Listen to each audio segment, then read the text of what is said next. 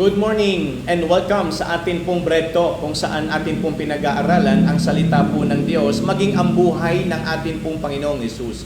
Well, para po sa mensahe na ipinagkaloob sa atin ng Panginoon, ngayon pong umaga, ito po ay nasa Nehemiah chapter 5 and verse number 1. Ang sabi po ng Bible, "And there was a great cry of the people and of their wives against their brethren, the Jews." Well, the title of our topic for this morning is The Way of the Enemy. So again, ang ating pong pag-aaralan for this morning is The Way of the Enemy. Ito pong verse number 1 ay nagpapahayag na kung saan ito pong bayan ng Diyos na nung chapter 4 ay abalang-abala sa pagtatayo at pag-aayos po ng wall ng Jerusalem. Ibahin niyo po dito sa chapter 5. Kung tutuusin dito po, walang nabanggit. Well, chapter 4 ended on a note of great victory. Kung naalala po ninyo, nung pinag-aralan natin to mga kapatid, kitang-kita natin kung paano sila ganong kadeterminado, kung gano'n po sila ganong nagkakaisa para muling iayos yung lugar o yung Jerusalem na alam naman nating bayan po ng Panginoon. The people of God were doing the work of God, and they did it despite all obstacles. They worked with a sword in one, and hand and a trowel in the other, and they would not let their enemies stop them. But in this section of chapter 5, there is no mention of working on the wall, indicating that the work of God had stopped. So, ibig sabihin, kung gaano sila kaabala nung chapter 4, eto naman po mga kapatid, parang ganito Nung chapter 4, ang kanilang pinagkakaabalahan ay gawain po ng Panginoon. Pero pagdating sa chapter 5, mga kapatid, iba na po ang kanilang naging focus. Tignan niyo po yung sinabi ng verse number 21, dito po sa Nehemiah chapter 4. Again, tulungan na lang po ako ng mga ushers and usherette natin na ilabas po yung ating title, yung ating passage, o yung mga verses na ginagamit po natin kung inyo pong masusundan. Sabi po ng Nehemiah chapter 4, o verse number 21, "So we labored in the work, and half of them held the spears from the rising on of the morning till the stars appeared." So, ibig sabihin, para ma-picture out nyo po yung kanilang kalagayan, yung isang kamay daw nila ang hawak ay yung para sa pagtatrabaho. Kumbaga sa martilyo, pala, o kung ano paman. So, yung isang kamay naman nila ay mga sandata para sa pakikipagdigma. So naglalarawan ito na handa sila pareho. Handa silang magtrabaho para itayo yung wall ng Jerusalem at handa rin silang makipaglaban para protektahan yung kanilang sarili at maging yung bayan ng Panginoon. So sa madalit salita, ganito sila kakonsentrasado. Kumbaga nakafocus sila, nakakonsentrate sila. But the problem is, in chapter 5 na iba po ang senaryo. Balikan lang ho natin yung verse number 1 para maintindihan po ninyo. "And there was a great cry." Ito ho yung kanilang outcry na tinatawag, "of the people and of their wives against their brethren." So imagine po ninyo na wala yung kanilang focus sa ginagawa nila sa Panginoon at ang kanilang naging atensyon ay napunta sa kanilang sarili at sa isa't isa. Kaya nga ang title natin is The Way of the Enemy. Alam niyo po ba, hindi naman kayang sirain ng kaaway directly ang gawain ng Panginoon? Hindi siya mananaig. Sinabi na ng Bible yan "And the gates of hell shall not prevail against it." So ibig sabihin, hindi kayang wasakin ng dyablo. Diretso yung gawain ng Panginoon. Pero meron siyang pwedeng gawin. O yung mga paraan para yung gawain ng Diyos ay unti-unting humina, tumigil, at kalaunan, mga kapatid, ay masira. Yan ang ginagawa ng dyablo. Yan po ang ginagawa ng kaaway ng gawain ng Panginoon. Kaya nga, yan yung ating pag-aaralan. Number 1 na nakita ko, mga kapatid, is the way of the enemy is to distract God's people. Again, para masundan po ninyo, to distract God's people. Para i-divert yung ating attention. Ma-focus tayo sa iba. Tignan nyo yung sinabi ng verse number 2. Sa chapter 5 pa rin po. Ito yung sabi ng talata. "For there were that said, we, our sons and our daughters are many. Therefore, we take up corn for them that we may eat and live." So yung kanilang focus na ay hindi na po sa pagtatrabaho sa ministry. hindi na po sa pagtatayo ng wall. Ang focus na nila ay sa kanilang makakain, para sa kanilang sarili, para sa kanilang family, nakalimutan nila kaagad yung kanilang ginagawa sa Panginoon. Yan po ang pamamaraan ng kaaway. Inilalagay tayo ng dyablo sa kalagayan na makikita natin yung pangangailangan natin, yung buhay natin na parang kinakapos tayo, naghihirap tayo. So doon tayo dinadala ng kaisipan ng kaaway para makita na tayo po ay magbigay ng panahon sa atin pong mga pinagkakaabalahan sa buhay. Kung tayo po ay involved sa ministry, aagawin ng dyablo yung ating atensyon. Kumbaga magpapapansin siya, gagamit siya ng mga pagkaparaanan, gagawa siya ng sitwasyon para agawin yung ating atensyon sa ministry. Nandyan po na tayo ay kakapusin, nandyan na meron sa ating magkakasakit, nandyan na meron magiging problema sa family. Magkakaroon po tayo ng sitwasyon na talagang kukunin yung ating oras at panahon para doon natin gugulin yung ating pong panahon at oras. So yan ang ginagawa ng kaaway. Kaya nga kapag hindi po tayo aware sa kaparaanan ng kalaban, sa kaparaanan ni Satanas, mga kapatid, unti-unti yung ating sarili ay iniaalis na natin sa pagiging abala sa gawain ng Panginoon. Kasi nga, distracted na tayo. Nawala na yung focus natin. Hindi na sa ministry, sa sarili na natin, sa mga pangangailangan na natin, sa pamilya na natin. Doon na natin na ipubuhos yung ating pong buhay at lakas. Kaya yan po ay pamamaraan ng kaaway. Kaya nga imagine po ninyo, chapter 4, napakasigasig nila.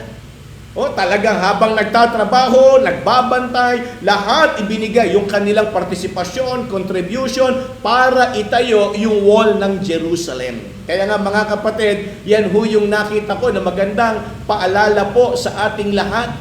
Natandaan po ninyo, habang tayo ay abalang-abala sa paglilingkod, may gagamitin ang kaaway para tayo ay guluhin, para tayo ay kunin sa pinagkakaabalahan natin sa Panginoon. O-operan tayo. Dalawang bagay ang paraan ng kaaway para ma-distract tayo Mag-o-offer siya ng maganda, para ma-entice tayo, naiwan yung ministry at pumunta tayo doon sa magandang offer ng kaaway. Yan po yung isang paraan para ma-distract tayo. Pangalawa naman, yung makita natin, yung kahirapan natin, yung kawalan natin, yung kakapusan natin, para maisip natin na kailangan nating magbigay ng panahon para naman sa sarili natin. So yun yung ginagamit ng kaaway. Kaya kapag hindi po tayo aware sa paraan ng dyablo at wala po sa atin ang karunungan ng Panginoon, mga kapatid, ang tendency, madidistract po tayo. Kukunin ng kaaway yung ating oras, kukunin ng sitwasyon yung ating pong atensyon. Naku, kailangan kong pagtuunan ng pansin yung anak ko, kailangan kong pagtuunan ng pansin yung trabaho ko, kailangan kong pagtuunan ng pansin yung pag-aaral ko, dahil baka pag hindi ko to binigyan ng panahon, ang mangyayari sa akin, yan po ang kanilang naging sitwasyon. For their word that said, we, our sons and our daughters are many. Dumadami na yung aming mga anak. Lumalaki na yung aming pamilya. Papaano yung aming kakainin? Paano yung aming kinabukasan? Alam nyo, nakalimutan kaagad nila yung pangako ng Diyos. Nakalimutan kagad nila yung mga ginawa ng Panginoon sa kanila habang sila ay naglalakbay, habang sila ay mayroong ginagawa sa Panginoon. Hindi nila naisip, habang nagtatayo sila ng wall, walang umatake sa kanila. Kasi nga, nandun po ang Panginoon. Binabantayan sila, tinutulungan sila, sinasamahan sila. Madalas ganyan po ang nangyayari sa atin. Kapag tayo po ay distracted na, nawawala na yung ating focus sa Panginoon, nakakalimutan na natin yung mga natutunan natin mula sa Bible, nakalimutan na natin yung mga pangako ng Panginoon. Kaya nga mga kapatid, wag ho tayong padala sa mga sitwasyon na nangyayari sa ating buhay. Huwag tayong padala sa mga kaparaanan ng kaaway. Yan ho yung unang bagay na nakita ko, mga kapatid. And second thing is, the way of the enemy is to demoralize God's people. To demoralize God's people. In verse number 3, ito po yan. Ito yung chapter 5 pa rin po, mga kapatid. Na maganda nga, meron kayong hawak na Bible eh.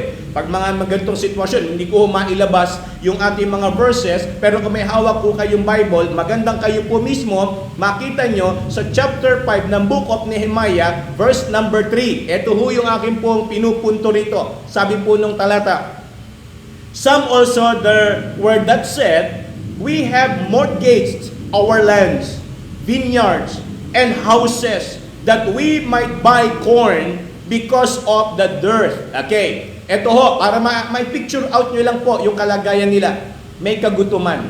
Kasi nga, di ba't sila po ay inatake? Binantayan yung wall. Walang makakalabas, walang makakapasok, walang makakalabas para maghanap ng pagkain, wala rin makakapasok para magkaroon ng pagkain. So, ganyan po ang nangyari sa bayan ng Panginoon. So, wasak pa sila, bagsak. So, paano sila mabubuhay? So, ito po ang senaryo. Okay? Ano sabi ng Bible? We have mortgaged our lands. Nagsanla kami, nangutang kami para meron kaming makain. Tingnan niyo po para i-demoralize tayo ng dyablo. Ganyan ba ang naglilingkod sa Panginoon nagigipit? So isipin po ninyo, ganyan ba ang sumusunod sa Panginoon halos walang makain? So di ba ganyan tayo nilalason ng kaaway? Diyan niya tayo binibigyan ng mga kaisipan na kita mo na, naglingkod ka, nagkasakit ka pa. Kita mo na, naglingkod ka sa Panginoon, wala kang trabaho. Kita mo pa, naglingkod ka sa Panginoon, wala kang makain. Kita mo na, naglingkod ka sa Panginoon, nilalayuan ka ng mga kaibigan mo. Kita mo na, naglingkod ka sa Panginoon, di ba? Parang hindi nagiging masaya yung kalagayan mo. Yan ang paninira sa atin ng dyablo. Dinidemoralize niya tayo. Ibinababa niya yung moral natin. Ibinababa niya yung sarili natin para makita natin na yung mga naglilingkod sa Panginoon, yung sumusunod sa Diyos, kawawa. Yan ho ang paraan ng kaaway para ma-demoralize tayo. Sinasabi natin, nagsiserve tayo sa King of Kings, Lord of Lords, pero tayo mga servant, parang hindi servant ng ganong Diyos. Naintindihan niyo po yung sinasabi ko, mga kapatid? Kaya nga magandang makita natin, dalawang bagay din po. Yung susi para tayo ay pagpalain at iangat ng Panginoon sa ating pong buhay. Kung tayo po ay hirap ngayon, kung tayo po ay lugmok sa buhay, may susi dyan. Alamin po natin yung prinsipyo ng Panginoon sa pagpapala. Yan ho yung unang bagay. Pangalawa, alamin din ho natin yung mensahe ng Diyos sa mga nararanasan ho nating difficulties. Kasi po, mayroong pagtuturo yan. Pwedeng yan ipagtutuwid ng Panginoon sa mali natin o kaya yan pwedeng paraan ng Panginoon para patibayin yung ating pananampalataya. Kaya nga maganda, tayo po ay maalam sa Biblia. Dapat alam ho natin yung tinuturo ng Panginoon para hindi ho tayo maligaw sa prinsipyo ng ating pong buhay. Kaya ho tayo minsan namamali kasi ang lagi nating pinaiiral, pakiramdam ko, tingin ko. Mga kapatid, hindi po ganon ang buhay natin. Dapat ang buhay natin ay nakasandig o nakasalalay sa prinsipyo ng Biblia, yung katotohanan, hindi ho sa pakiramdam at sinasabi ng iba. Kasi pag ganun po tayo mga kapatid, magiging inconsistent ang ating pong buhay. Lagi tayo nakadepende sa sasabihin ng iba. Lagi tayo nakadepende sa pakiramdam. Ang pakiramdam ho natin, pabago-bago araw-araw. Minsan masaya, minsan malungkot, minsan masaya, minsan malungkot. Yun lang naman ho ang papalit-palit Pero kung ang pag-uusapan natin, katotohanan, hindi ho yan mababago. Noon, ngayon, at magpakailanman, ang salita po ng Diyos ay salita pa rin ng Diyos. Hindi ho yan maiiba. Kaya tingnan niyo po yung ginagawa ng kaaway dito. Ibinabagsak yung kanilang moral. Kita nyo na, nababaon kayo sa utang. Kita nyo na, naghihirap kayo. Kita nyo na, ganyan na nangyari sa inyo. Abay, nakalimutan nila. Mga kapatid, hindi ba bagsak nga tayo? Wala nga tayo Hirap nga tayo Tinutulungan nga tayo ng Panginoon makabangon Tapos eto tayo ngayon, magsasarili, iiwan natin yung gawain, kakalimutan natin yung obligasyon natin dahil sa kahirapan, iiwan natin yung paglilingkod dahil nagigipit tayo. Bay, mga mali po yun, mga kapatid.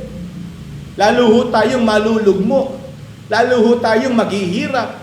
Lalo ho tayong mahihirapan sa buhay. Lalo ho tayong malalagay sa, kalagayang gipit at said na said. Yan po ang ginagawa ng dyablo. Tandaan nyo mga kapatid, Lalasunin niya yung isip natin, dadayain niya tayo sa pakiramdam para tayo po ay unti-unti tumigil sa ginagawa natin sa Panginoon. At kapag nangyari yun sa lahat, sa akin, halimbawa, kung ako'y inaatake ng kaaway sa ganyang kaparaanan at tumigil ako, at kayo rin po inaatake ng kaaway sa ganyang sistema, sa kanyang pamamaraan, at tumigil kayo, tignan nyo ho kung ano ang itsura ng gawain. Tumigil yung pastor, tumigil yung mga worker, tumigil yung mga members, tumigil yung mga kapatiran. Ano na kaya ang itsura ng church? Baka magmistulang parang, alam niyo po, bakanting bahay na lang ito. Baka haunted house na lang ito. Bakit? Wala nang pumupunta, wala nang mga manggagawa, wala nang pastor, wala nang mga miyembro. Bakit? Dahil isa-isa tayong bumigay at tumigil dahil naramdaman natin na nahihirapan tayo sa ating mga kalagayan. So yan ang pamamaraan ng dyablo. Uunti-untiin niya tayo. Kaya nga pag hindi ho tayo, kumbaga maalam sa sinasabi ho ng Bible, madadali tayo. Tandaan niyo po yan. Madadali tayo ng kalaban. Okay? So yan ho yung pangalawa. And last but not the least, here we can see, the way of the enemy is to disband God's people. Yung nagkakaisa, ang mangyayari, magkakagulo. Tingnan nyo ho Verse number 1 pa lang. And there was a great outcry of the people and of their wives against. So sila na mismo naglalaban-laban. Sila na mismo nag-aaway-away. Hindi ba't pag ganun ang nangyayari, tuwan-tuwa ang dyablo? Kapag ang mga magkakapatid nag-aaway-away, natutuwa ang kalaban. Kapag ang mga kapwa Kristiyano nag-aaway-away, natutuwa ang kalaban. Nagkakagulo sila. Tignan nyo, hindi na sila magkakasama. So, ganun po ang nagiging paraan ng dyablo. And in verse number 5, sundan po ninyo, dyan pa rin po sa chapter 5, sabi po rito, yet now our flesh is as the flesh of our brethren, our children as their children. And lo, we bring into bondage our sons and our daughters to be servants. And some of our daughters are brought unto bondage already. Neither is it in our power to redeem them, for other men have our lands and vineyards. So anong magagawin namin? Wala kaming kakayanan. Verse number 7. Diyan pa rin po. Sundan po ninyo. Buksan po ninyo sa verse number 7. Then I consulted myself, and I rebuked the nobles and the rulers, and said unto them, Ye accept usury, every one of his brother, and I set a great assembly against them. Dahil nagkakawatak-watak na sila.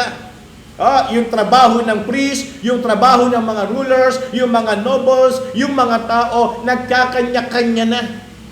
Mabubuhay na ng kanilang sarili. Hindi na nagkakaisa para sa gawain ng Panginoon. Kaya nga sabi ni Nehemiah, nagalit siya sa mga tao, nakalimot na ba kayo?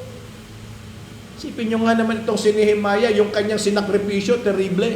Ang ganda ng kanyang kalagayan sa kaharian, kumakain ng masarap, nabubuhay, nang walang ka-stress sa buhay. Pero iniwan ng lahat ng yon para lang tumulong at iayos ang bayan ng Panginoon. Tapos itong mga taong tinutulungan, walang pakundangan. Yung mga taong tinutulungan, nawawalan ng loob, nadidisheart sa kanilang sarili. So imaginein po ninyo, mga kapatid, tandaan natin, yung mga nangyayari sa atin, alam po yan ng Diyos. Pero ang dyablo, pilit niya ring inaalam para magawa niya yung gusto niya sa atin pong mga buhay. Kaya kapag tayo po ay nakikitang umiiyak, inaalam po ng kaaway kung anong dahilan. Kapag tayo po ay nalulungkot at nanlalabig, inaalam ng dyablo kung ano ang dahilan. Bakit? Kasi nga, gusto pa niyang dagdagan. Gusto pa niyang dagdagan para tayo ay, alam niyo po, mahirapan, lumayo at makaramdam ng pagtigil sa paglilingkod sa Panginoon. Pero tandaan po ninyo, hindi po dapat magtagumpay ang kaaway. Kaaway nga eh. Naintindihan niyo ba ibig ko sabihin? Hindi pwedeng magtagumpay ang kaaway. Kaaway nga eh. Kaya nga anong dapat nating gawin? Para po sa ating paglulundo, buksan po ninyo sa 1 Peter chapter 5 and verse number 8. Ito po ang sabi ng Bible, Be sober, be vigilant, because your adversary, the devil, as a roaring lion, walketh about, seeking whom he may devour. So yan ang ginagawa ng kaaway sa atin pong mga buhay. Hindi siya all-knowing. Tandaan po ninyo, hindi niya po nababasa ang laman ng puso natin, pero nakikita niya yung atin pong kinikilos, naririnig niya yung ating sinasabi, at nakikita niya yung ating mga ginagawa. Binabantayan tayo ng kaaway. Kaya wag ho tayong pumayag na magtagumpay sa buhay natin ang gawa ng dyablo. Wag ho tayong pumayag na magtagumpay sa buhay natin ang gawa ng kaaway. Kaya anong dapat natin gawin? Be sober. Be vigilant. Mapagbantay tayo, hindi sa iba.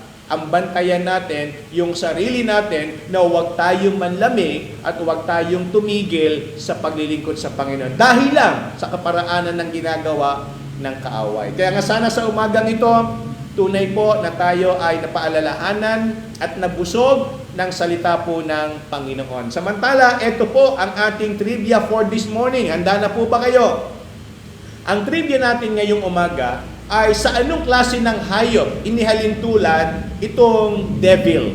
Ano po? Sa mga verses na ginamit po natin, anong klase ng hayop ang kumbaga inahalintulad yung devil na binanggit po dito sa ating binasang talata sa 1 Peter chapter 5 and verse number 8. Anong klaseng hayop po yan, mga kapatid? Ano ho? So kaya yan po yung ating trivia for this morning. At ang ating pong trivia yesterday, kahapon, ano po yung strongest and bravest tribe na binanggit po doon sa ating topic yesterday? Ano po, according po doon sa 12 tribes, ang tama pong sagot ay Judah. Ayan. So, Judah ang strongest and bravest tribe mula po sa 12 tribes na yan. Ano po? Kaya, ito po ang mga sumagot ng tama kahapon. Unahin na natin muna yung top 3. Okay? Ito po yung top 3 natin yesterday. Ang number 1 ay si Sister Gypsy. Nako, mga kapatid.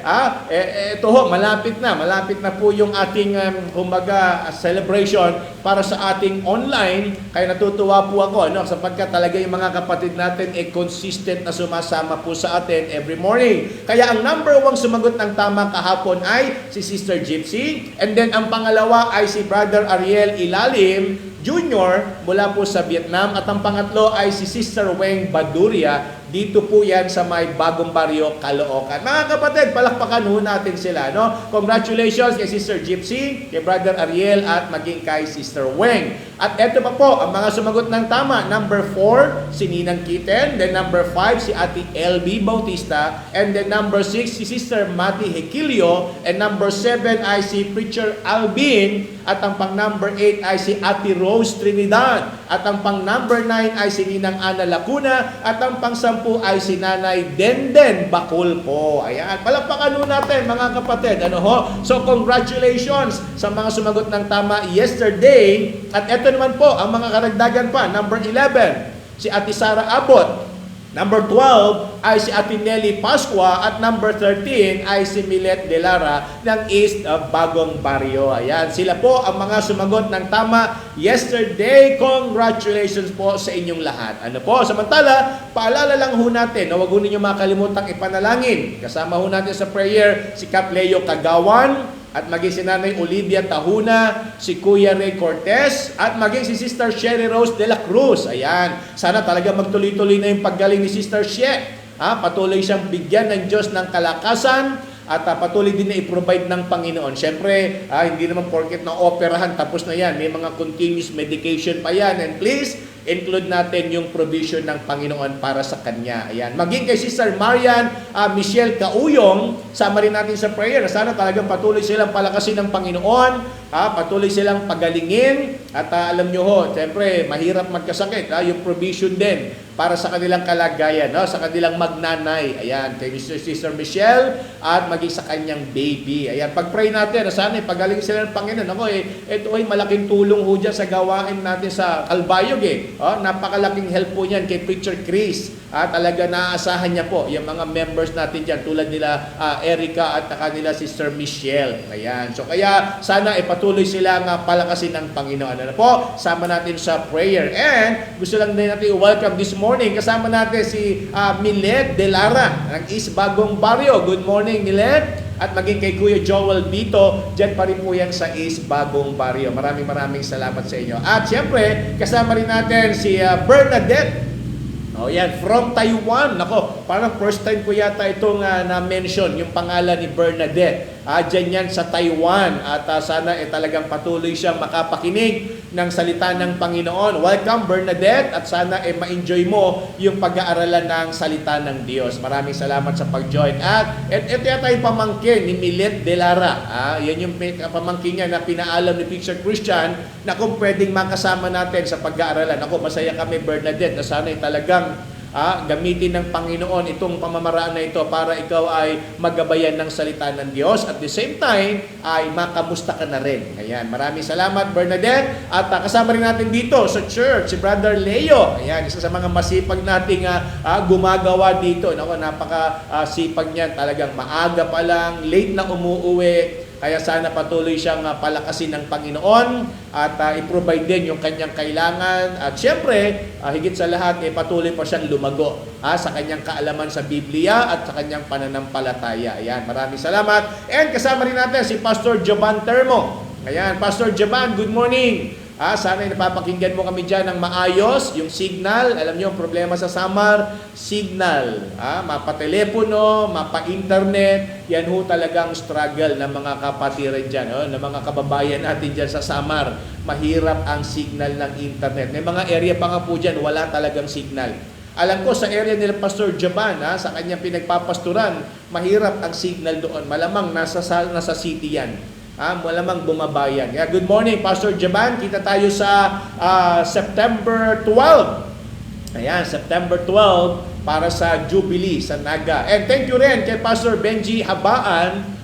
Parang yan sa Cavite, kung doon ako nagkakamali, or Muntinlupa. Thank you, Pastor Benji. Proud kami and happy kami nakasama natin yung dalawang pastor, Pastor Jaban and Pastor Benji. Thank you sa inyo. And syempre kay Nanay Angie, kay Ate Angie Limpuasan. Good morning po, Ate Angie. God bless po sa inyo. Maraming salamat po. At sana patuloy po kayong ingatan at maayos po ang inyong kalagayan. Regards na lang po kaila Angeli. Ayan, kamusta niyo po ako sa kanila. And thank you rin kay Sister Rica Ranalan ng Samar. Ayan, good morning po sa inyo dyan, sa mga kapatid natin na nandyan sa Samar. At sa lahat na nag-join ngayong umaga, mga kapatid, maraming salamat. Pasensya na po.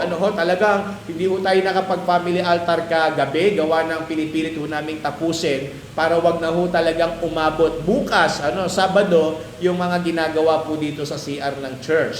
Kasi nga, dahil meron po tayo pagtuturo sa mga bata at meron ho tayo evangelistic sa hapon at marami ho mga preparation ginagawa para po sa darating na linggo. Wag ho ninyo makalimutan, yung Sunday ho natin, best dress, para ho sa ating pictorial. Ayan, meron po tayong church picture na gagawin. Kaya ini-invite natin na sana makumpleto tayo, dali natin yung ating pamilya para kasama ho tayo sa church picture. So again, sa lahat na joy, maraming po salamat. Ingat po tayo palagi and good morning to everyone.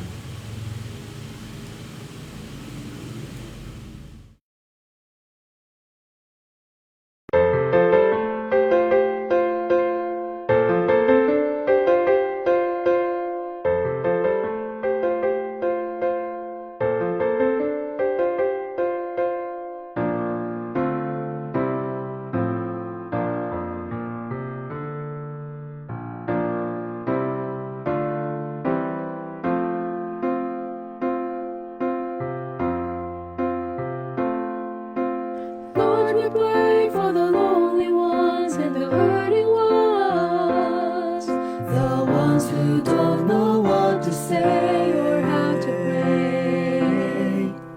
Lord, we pray for the broken hearts and the shattered lives, The ones now groping in the dark, Lord, be the spark. And so we pray, and so we pray for ways to be used by you. We want to serve, we want to serve, to be faithful, to be caring, to be true, to be faithful, to be caring, to be true.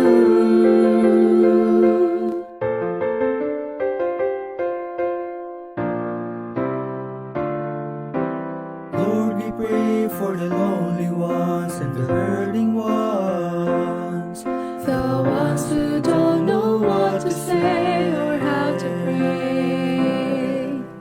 Lord, we reach for the fallen ones and the searching ones, the ones who seem to lose their way. Save them today. And so we pray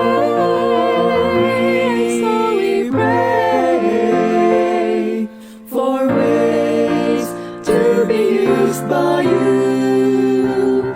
We want to serve, we want to serve, to be faithful, to be caring, to be true, to be faithful, to be caring. Lord, we pray, and so we pray for ways to be used by you. We want to serve, we want to serve, to be faithful, to be caring. Lord, we pray for the lonely ones. Lord, we pray for the broken hearts. Lord, we reach for the fallen ones, to be true.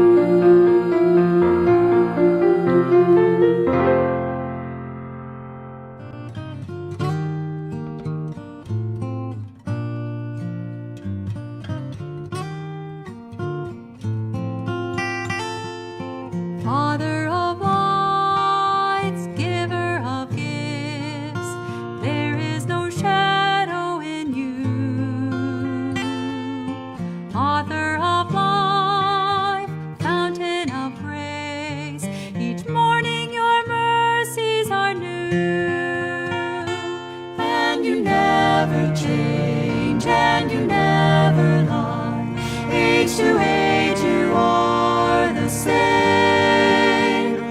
I will trust in you, all your faithfulness, for I know you never change.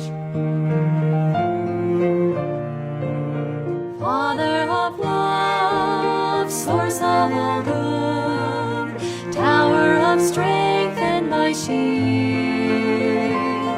When you gave your son for those who rebel, your love for the world was revealed. And you never change, and you never lie. Age to age you are the same. I will trust in you, all your faith.